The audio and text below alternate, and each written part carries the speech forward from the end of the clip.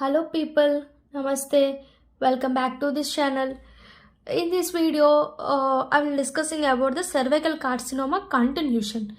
In previous video, I discussed about the cervical carcinoma of SIN or SIL, etiopathogenesis and classification.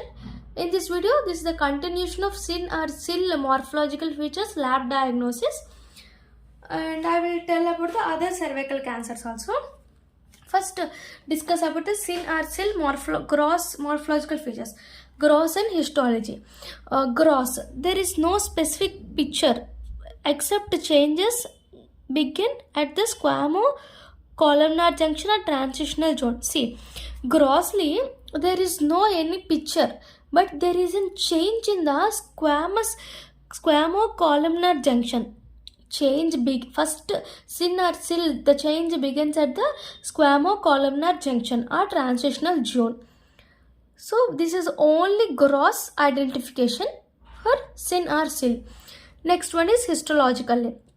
Histologically, 4 types are there: mild dysplasia, moderate dysplasia, severe dysplasia in carcinoma in situ. Carcinoma in situ. In mild dysplasia, it called SIN 1. Moderate, severe. Moderate called SIN 2, severe called SIN 3. Severe has another type, carcinoma in situ, SIN 3.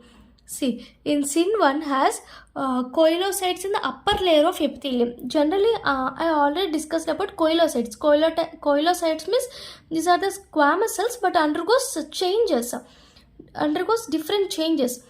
It leads to coilocytes, where in the upper layer of epithelium cell we can observe the coilocytes in SIN or SIL of mild dysplasia. Next, abnormal cells are extend up to 1/3 of thickness of epithelium. See, generally this is the normal cell. Normal cell. See, here these are the cells, these are the intermediate cells, and these are the normal superficial cells. These are the normal superficial cells, these are the intermediate cells. But in mild dysplasia, 1/3 of the epithelium undergoes abnormal cells like this. So here pleomorphic cells should be present. Pleomorphic cells are present in mild dysplasia. See, coilocytes in upper layer of epithelium and abnormal cells up to 1/3 of the thickness of epithelium. Next one is moderate dysplasia. Moderate dysplasia up to 2/3 of the epithelium undergoes have abnormal cells. See, 2/3 of the epithelium has abnormal cells. Here, what happened is, here pleomorphic cells, here moderate nuclear dyskaryosis and altered NBC ratio. NBC ratio is increased here. NBC ratio is increased. Altered change in NBC ratio and nuclear dyskaryosis occurs. Next, severe dysplasia. 70 to 90% of thickness of epithelium has abnormal cells are present. See, abnormal cells are present. In carcinoma in situ, entire thickness shows dysplastic cells. Only dysplastic cells are present. See, in this severe dysplasia is enlarged irregular nuclei and altered NBC ratio. This has pleomorphic cells. It has altered NBC ratio and dyskaryosis, nuclear dyskaryosis. And here altered NBC ratio and enlarged irregular nuclei is present. This is the histology of SIN or SIL. Next, lab diagnosis of SIN or SIL. Lab diagnosis, first one is Schiller's test.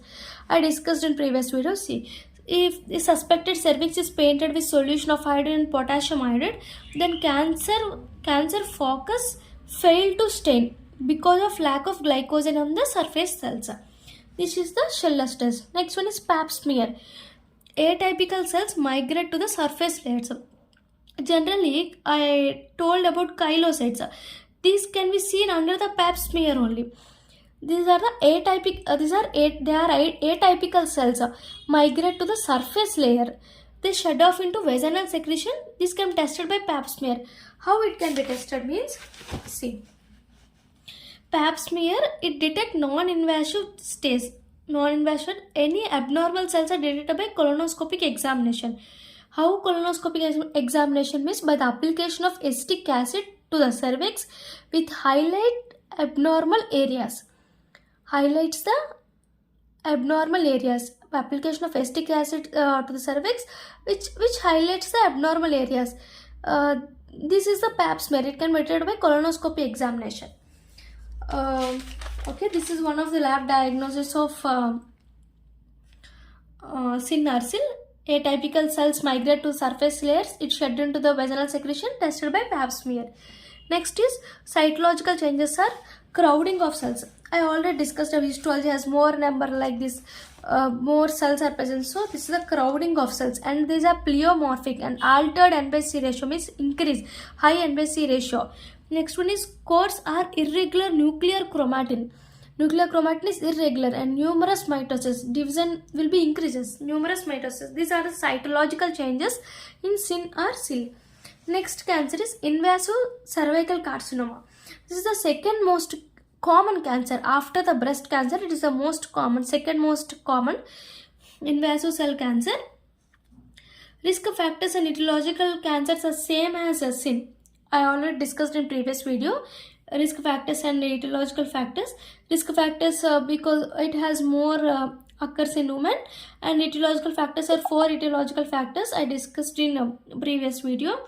See, next peak instance is 20 to 60 years. It's generally seen in 20 to 60 years. And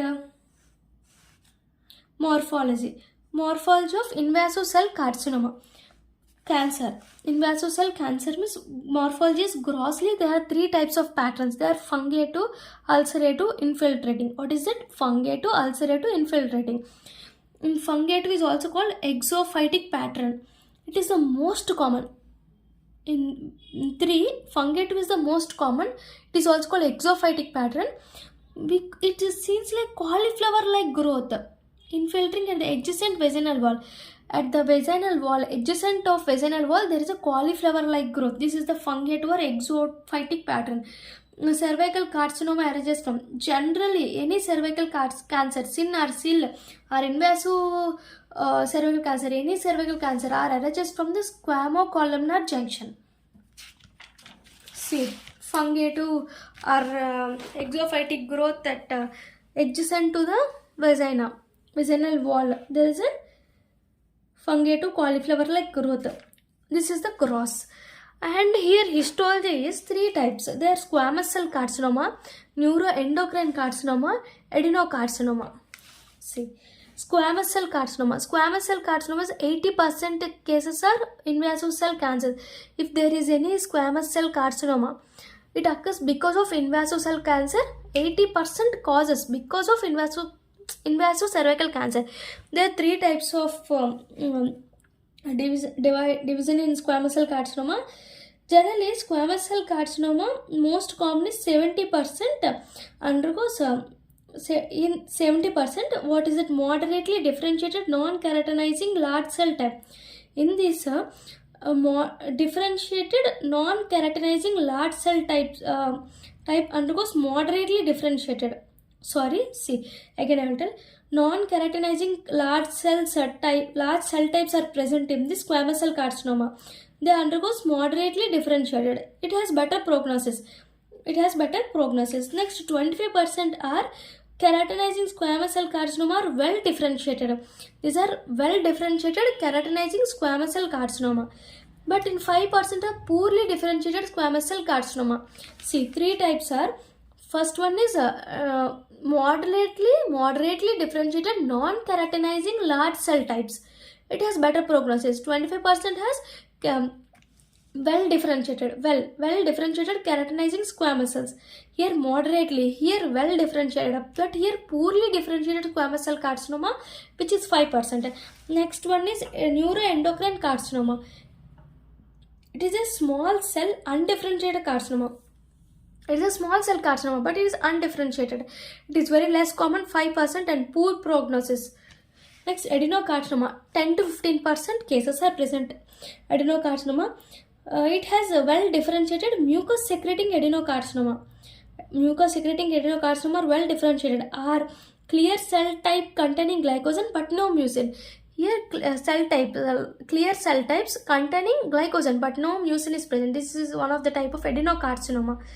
it has poor prognosis. It has poor prognosis, and neuroendocrine has poor prognosis. But in squamous has a moderately differentiated non-keratinized large giant cell has better prognosis. Okay, you understand it? Neuroendocrine carcinoma has small cell undifferentiated carcinoma, and adenocarcinoma has a well differentiated mucus secreting adenocarcinoma are real cell type containing glycogen with no mucin is present. It has poor prognosis. Next one is staging. Staging is the last part of invasive cell carcinoma.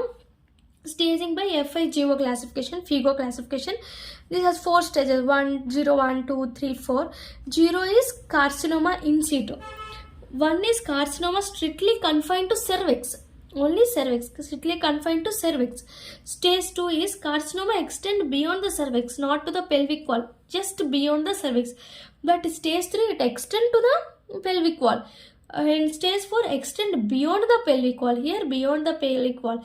See, carcinoma in situ, in that site only. Next it confined to the cervix. Next beyond the cervix.